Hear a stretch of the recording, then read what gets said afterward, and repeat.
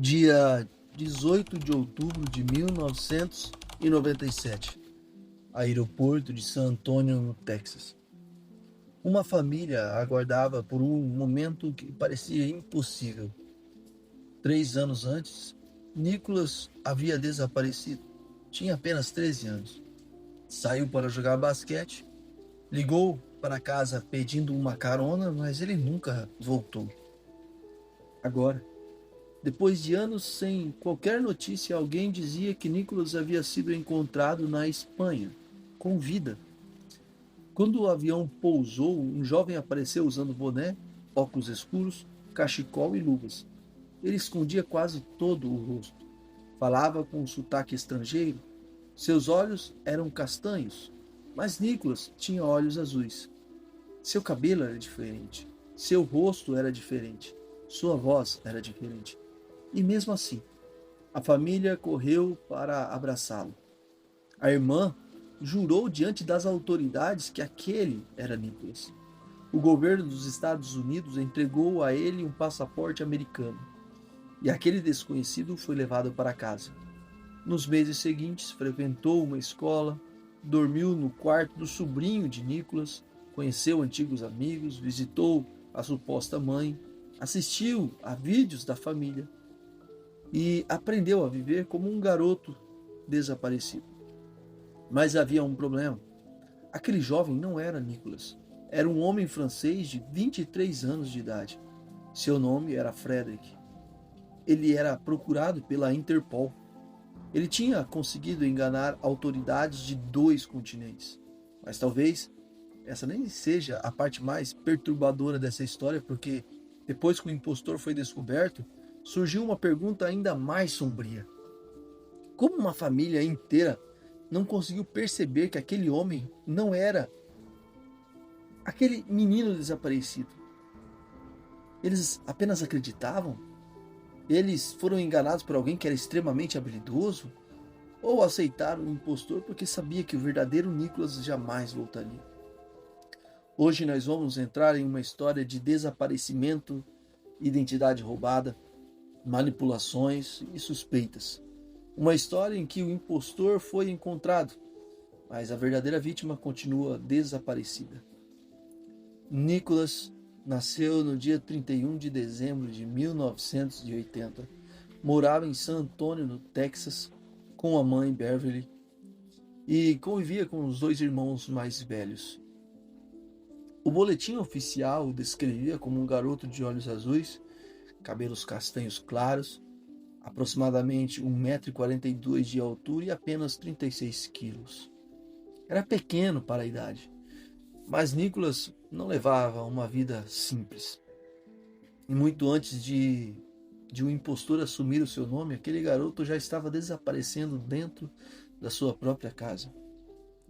Mas antes de continuar, eu quero que você responda uma pergunta. Imagine que alguém da sua família desapareça durante 3 anos. Quando essa pessoa então retorna, ela está mais velha, traumatizada e com uma aparência totalmente diferente do que você lembrava. Diferente ao ponto de até a cor de seus olhos terem mudado. Você acredita que reconheceria imediatamente que aquela pessoa não é realmente seu familiar? Escreva sua resposta aqui no comentário, no fim do vídeo. Depois de conhecer todos os detalhes, toda a história, veja se sua opinião continua a mesma. E aproveita para deixar o like e se inscrever no canal. Isso nos ajuda a continuar trazendo histórias como essa. Agora vamos voltar para o dia em que Nicholas desapareceu. Nicholas tinha apenas 13 anos de idade. Nas fotografias parecia até mais novo. Cabelos claros, um pequeno espaço entre os dentes da frente, um olhar vivo. Mas por trás daquela aparência infantil havia um garoto que enfrentava problemas. Nicholas faltava às aulas, passava muito tempo pelas ruas, discutia com professores, já havia se envolvido em pequenos delitos e costumava entrar em confronto com a própria mãe. A polícia conhecia bem o endereço da família. As discussões dentro da casa eram frequentes. Beverly trabalhava durante a madrugada em uma loja de rosquinhas. Também enfrentava problemas relacionados ao uso de drogas. O irmão mais velho, Jason, havia voltado a morar com a família para tentar ajudar a controlar Nicholas. Mas Jason também tinha os seus próprios conflitos. Bebia e também usava drogas. E, segundo pessoas próximas, podia até mesmo se tornar agressivo. Nicholas não era um garoto perfeito, mas ainda era uma criança. Uma criança aparentemente acostumada a se virar sozinha. No dia 10 de junho de 1994, Nicholas saiu de casa usando uma camiseta branca, calça roxa e tênis, e levava uma mochila cor-de-rosa de $5. Foi até uma quadra localizada a aproximadamente 2,5 km de sua casa. Ali jogou basquete com os amigos. Com o passar das horas, os outros garotos foram embora, então Nicholas ficou sozinho. Então ele caminhou até o telefone público e ligou para casa pedindo uma carona. Quem atendeu aquela ligação foi Jason. Beverly estava dormindo antes de começar mais um turno durante a madrugada. Segundo o relato dado posteriormente à polícia, Jason disse que não buscaria o irmão. Mandou que ele voltasse caminhando. Então Nicholas desligou o telefone e simplesmente nunca mais retornou à sua casa. Nas primeiras horas, ninguém entrou em pânico. Nicholas já havia passado noites fora de casa. Quando discutia com alguém, ele podia desaparecer por 2 dias e depois retornava como se nada tivesse acontecido. A família acreditou que seria assim novamente. Ele esperou 1 noite, 2 noites, mas Nicholas não apareceu. Nicholas não tinha levado roupas, não tinha dinheiro suficiente para viajar, nenhum amigo sabia onde ele estava. Então, no dia 13 de junho, 3 dias depois de ele ter sido visto na quadra, Beverly procurou a polícia. Mas os investigadores também conheciam o histórico de Nicholas. Para eles, a explicação mais provável era bem simples: um adolescente problemático que fugiu de casa. Ele voltaria quando estivesse pronto. Só que Nicholas, ele nunca voltou. Os primeiros dias são decisivos em qualquer desaparecimento. Mas no caso de Nicholas, esses dias foram perdidos esperando que ele regressasse sozinho.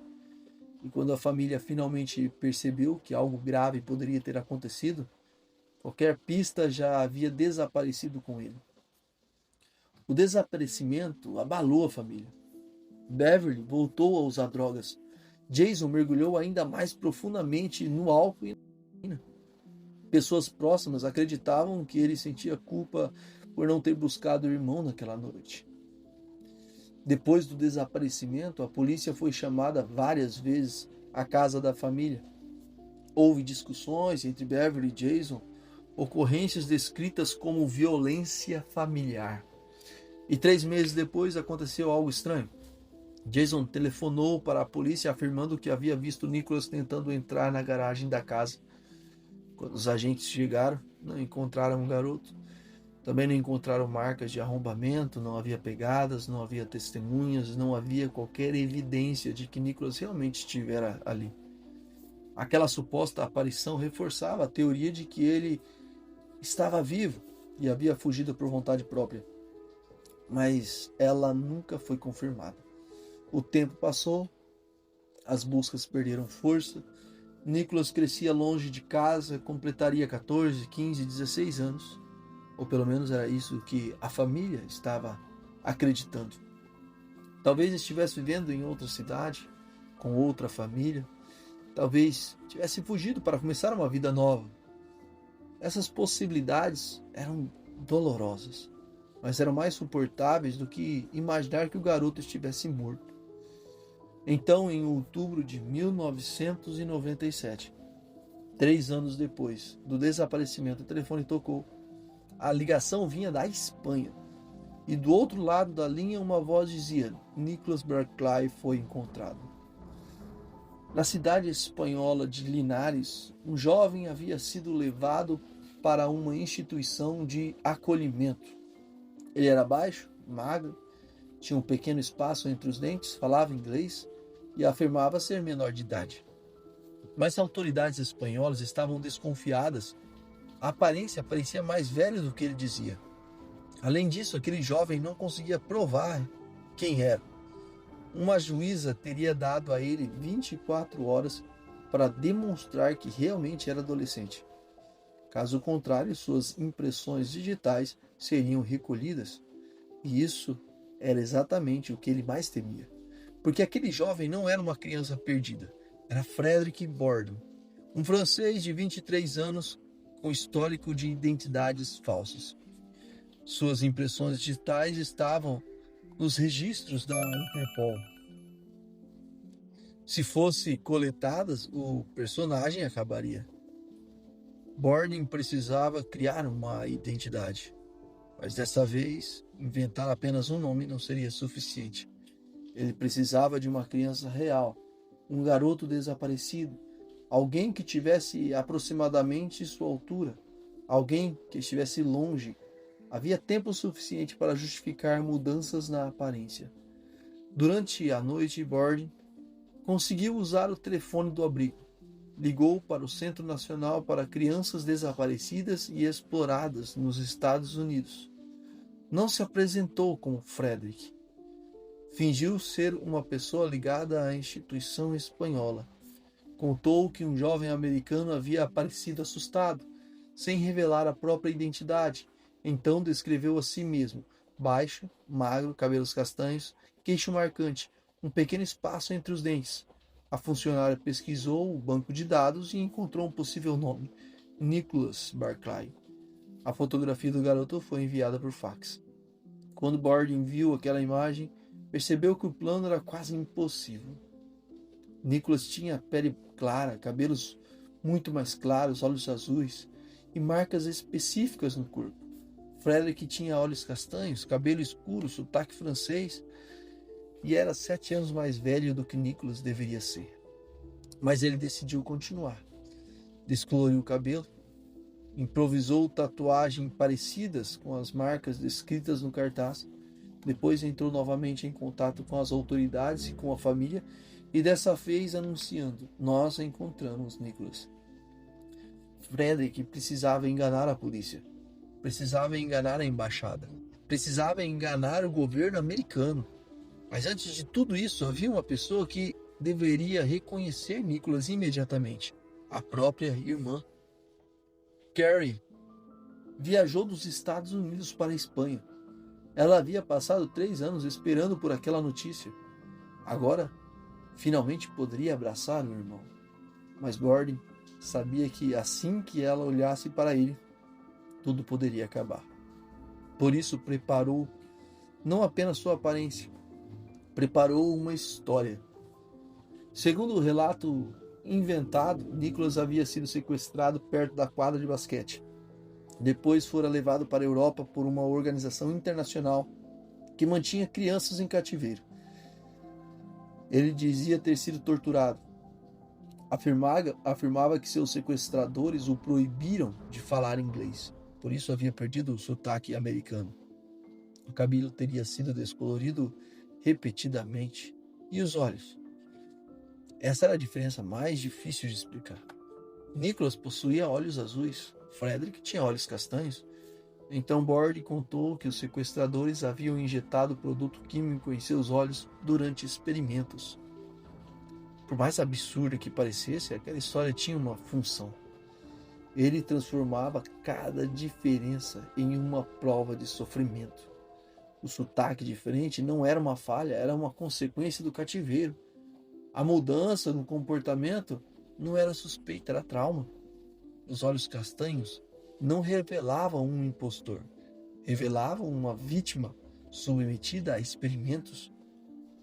Quando Carrie chegou ao abrigo, Borden apareceu usando cachecol, boné e óculos escuros. Seu rosto estava quase completamente coberto. Ele acreditava que ela gritaria, que chamaria a polícia, que diria: esse homem não é meu irmão. Mas Carrie correu e o abraçou. Ela queria acreditar. Depois mostrou fotografias da família. Apontou a mãe, o irmão Jason, os avós, o marido, os filhos. Frederick observava cada imagem. Aprendeu os nomes, guardou os rostos. E quando as autoridades fizeram perguntas, ele respondeu usando as informações que acabara de receber. Carey afirmou sob juramento que aquele jovem era seu irmão. Nenhum exame de DNA foi realizado. As impressões digitais não foram comparadas. E Frederick recebeu um passaporte americano com o nome de Nicholas. No dia seguinte, ele embarcou para os Estados Unidos. Um homem francês procurado pela Interpol estava atravessando o oceano com a identidade de um menino desaparecido e o próprio governo americano havia autorizado a viagem. Durante o voo, Frederick começou a tremer, suava, parecia aterrorizado. Disse a Carey que tinha medo de o avião cair. Anos depois, ele afirmaria que desejava que aquilo acontecesse, porque naquele momento percebeu a dimensão da mentira. Era difícil inventar um adolescente desconhecido. Era diferente roubar a vida de um garoto real. No aeroporto de San Antônio, a família esperava por Nicholas. Quando Frederick apareceu, continuava escondendo o rosto. Boné, óculos, luvas cobriam as tatuagens improvisadas. Todos correram para recebê-lo, quase todos. Beverly, sua mãe, permaneceu alguns instantes afastada. Segundo familiares, ela parecia menos entusiasmada do que se esperava, mas depois também o abraçou. A única pessoa ausente era Jason. Frederick não passou a morar com a mãe. Beverly explicou que trabalhava durante a noite e não queria deixá-lo sozinho. Por isso ele foi para a casa de Karen e do marido Brian. A família morava em um trailer numa área rural de Spring Break, a dezenas de quilômetros de San Antônio. Frederick passou a dividir o quarto com Cold, filho de Karen. Matriculou-se numa escola, fazia as tarefas, ia à igreja, assistia à televisão com a família.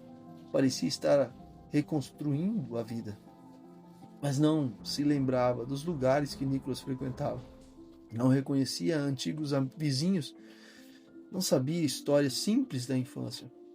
Cada falha, porém, recebia a mesma explicação: trauma, lavagem cerebral, anos de violência. Frederick também começou a estudar o garoto cuja identidade havia roubado. Assistia a vídeos antigos, observava a maneira como Nicholas se sentava diante da televisão, examinava álbuns de fotografia. Quando um familiar contava uma lembrança, ele armazenava aquela informação. Depois repetia a história para outra pessoa como se fosse uma memória própria. A família ouvia, reconhecia o acontecimento e acreditava ainda mais. Frederick não precisava saber toda a vida de Nicholas. Bastava deixar que a própria família ensinasse a ele como interpretar o personagem. Por quase 5 meses, um adulto frequentou uma escola usando a identidade de uma criança. As autoridades aceitaram, a família aceitou, os professores aceitaram, mas um investigador olhou para uma fotografia antiga e percebeu algo que todos pareciam ignorar.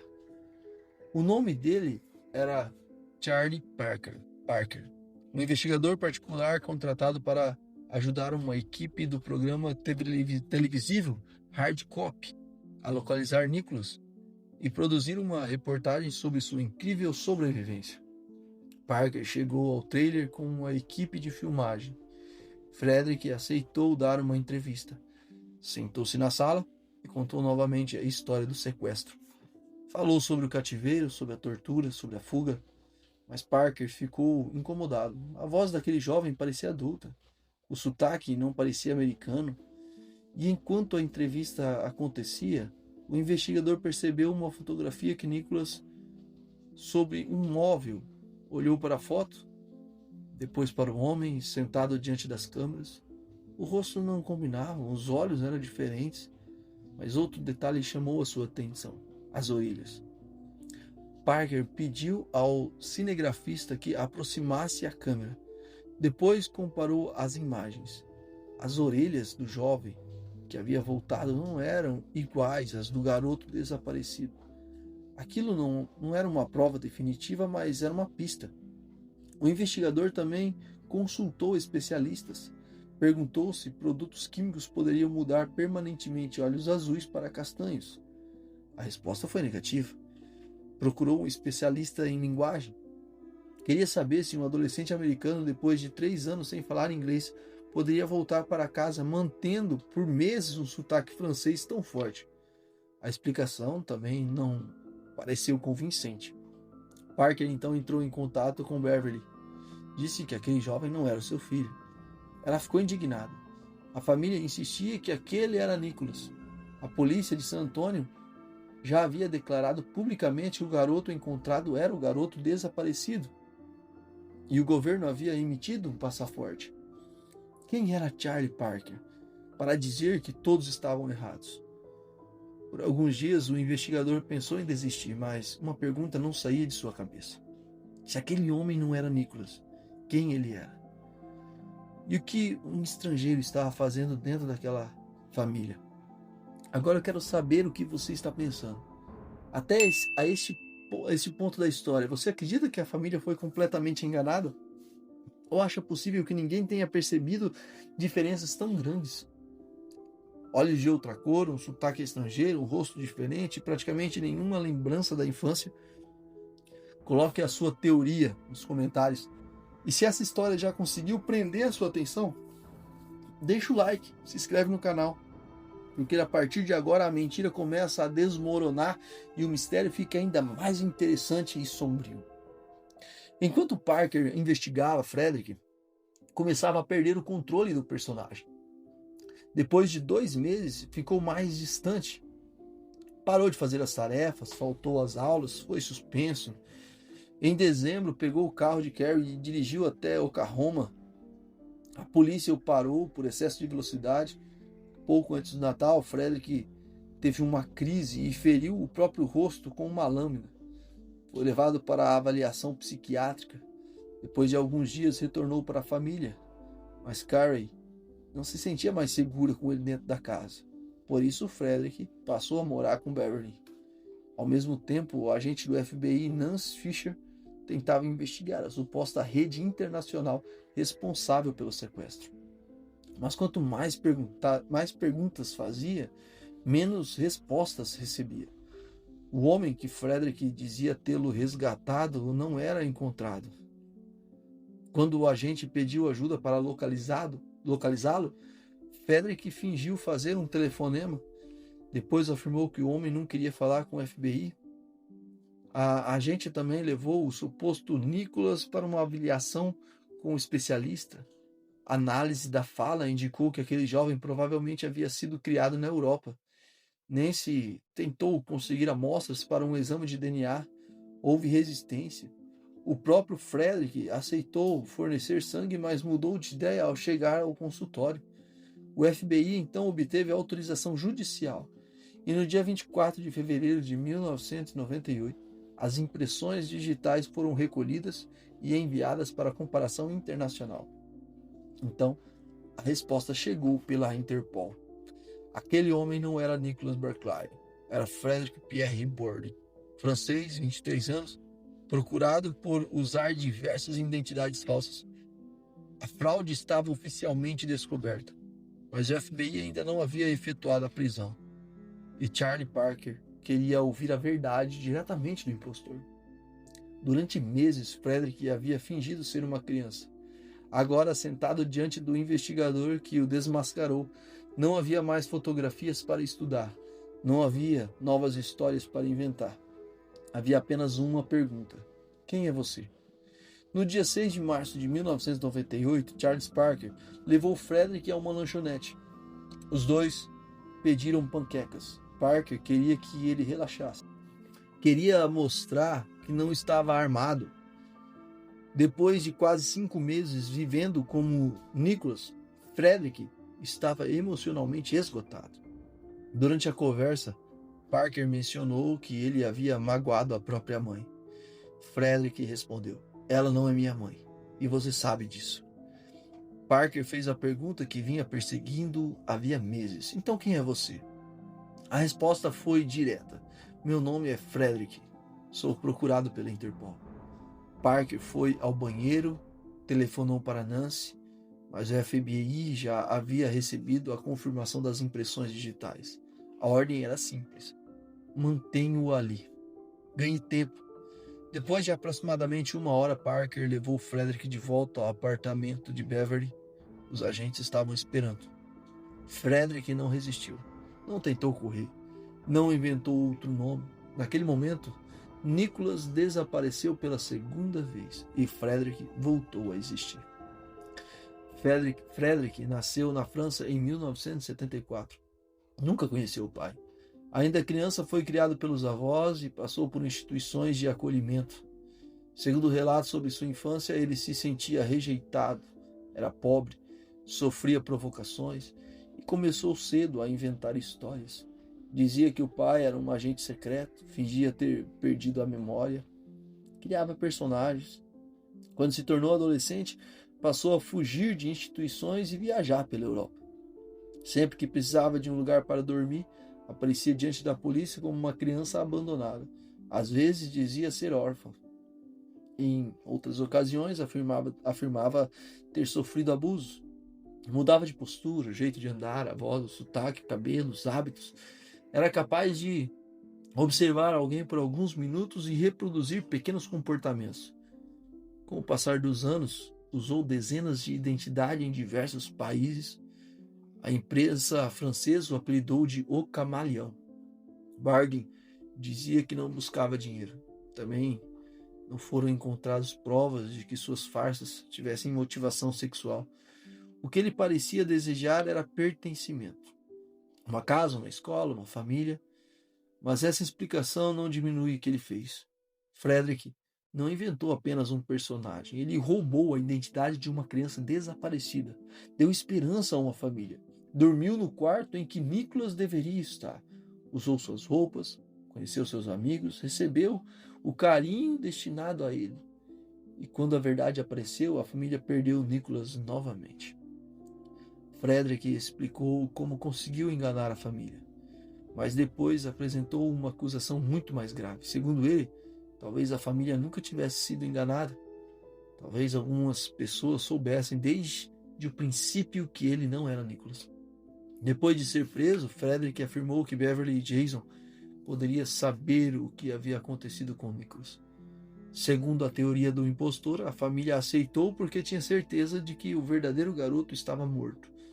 A frase atribuída a ele se tornou famosa: "Sou um bom impostor, mas não sou tão bom assim." O argumento parecia simples. Nicholas tinha olhos azuis, Frederick tinha olhos castanhos. Nicholas era americano, Frederick falava com sotaque francês. Nicholas deveria ter 16 anos de idade, Frederick tinha 23. O rosto não eram iguais, as orelhas não eram iguais, as lembranças não eram iguais. Como uma mãe e uma irmã poderiam não perceber? O comportamento da família também despertou suspeitas nos investigadores. Beverly demorou para abraçá-lo no aeroporto. Não levou o suposto filho para morar com ela. A família resistiu aos exames que poderiam confirmar a identidade.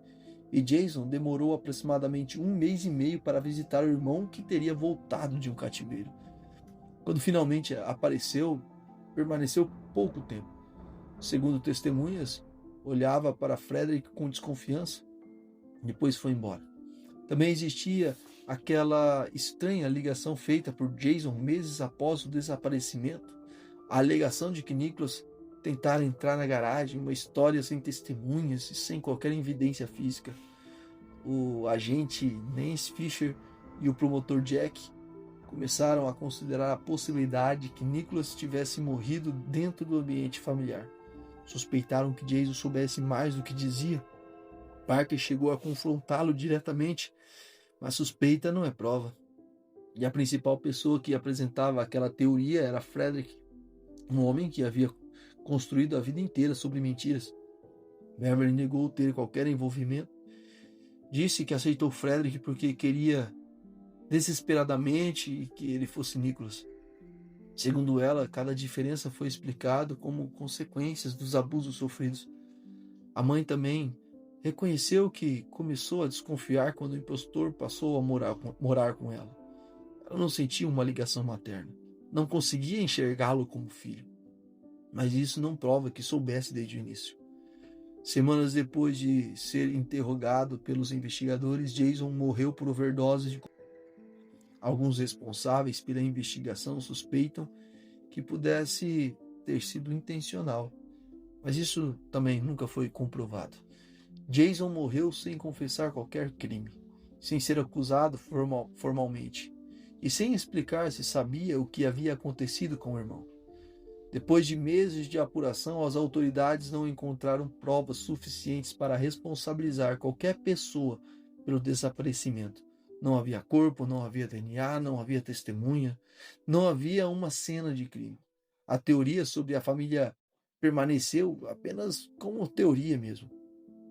Então, no dia 9 de setembro de 1998, Frederick compareceu a um tribunal em San Antônio, declarou-se culpado de obter fraudulentamente um passaporte, cometer perjúrio e possuir documentos falsos.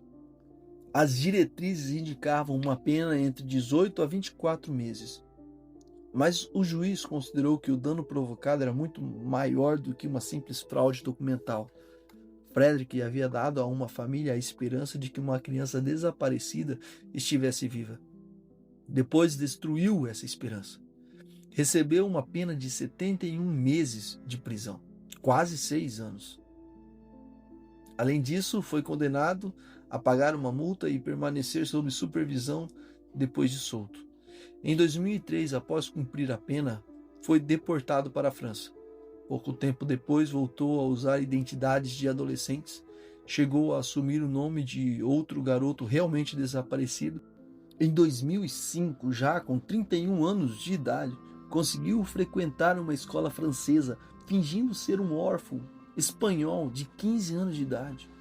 Foi descoberto depois que uma funcionária assistiu a um programa sobre o camaleão e reconheceu seu rosto. A mentira de Nicholas não havia sido um caso isolado. Ele parte de um padrão. Frederick dizia procurar amor, mas onde passava deixava pessoas tentando descobrir qual parte da sua história tinha sido verdadeira. Então vamos separar o que é fato. Nicholas Barkley desapareceu em San Antônio quando tinha 13 anos. Havia saído para jogar basquete, ligou para casa pedindo carona, foi orientado a voltar caminhando e nunca chegou em casa. 3 anos depois, Frederick Burdin assumiu a identidade de Nicholas na Espanha. Conseguiu um passaporte americano, foi levado para os Estados Unidos e viveu com a família durante quase 5 meses. O investigador percebeu as diferenças físicas, o FBI recolheu as impressões digitais, a Interpol confirmou a identidade de Burdin e ele foi preso. Confessou a fraude e recebeu quase 6 anos de prisão. Agora, o que permanece na sombra. O que aconteceu com Nicholas depois do telefonema?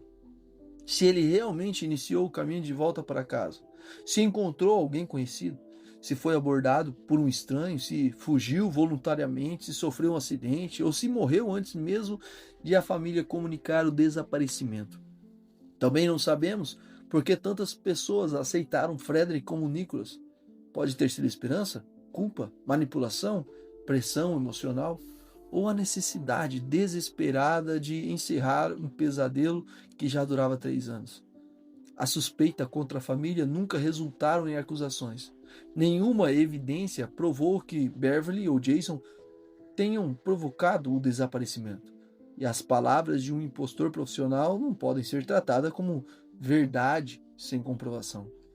O homem que voltou foi identificado, mas o menino que desapareceu nunca foi encontrado. Frederick conseguiu responder a pergunta: quem era o falso Nicholas?